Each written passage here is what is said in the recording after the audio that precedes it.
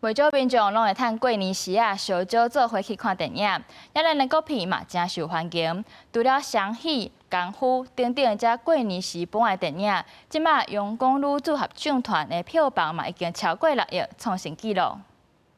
亲友团来了，来跟大家、跟新人敬个酒，跟爸爸妈妈敬个酒哦。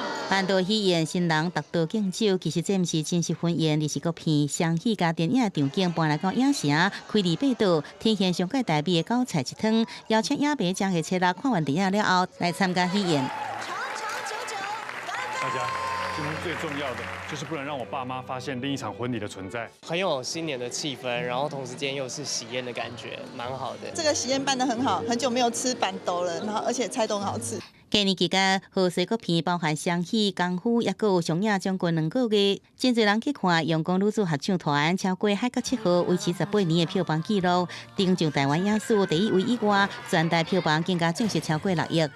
我觉得国片在这个农历春节表现非常的强劲。我想大多数的影城呢，都把场次留给了国片，因为今年国片非常的多嘛。蛮支持国片的，像最近的就是功夫啊，然后阳光女子合唱团，我全部都有看，而且都是看2次以上。对，所以就是我一直都很喜欢国片，然后也希望他们就是持续的进步。其实2005年上映国片就创出5部，票房超过1亿，总票房达到9亿4600万的成绩。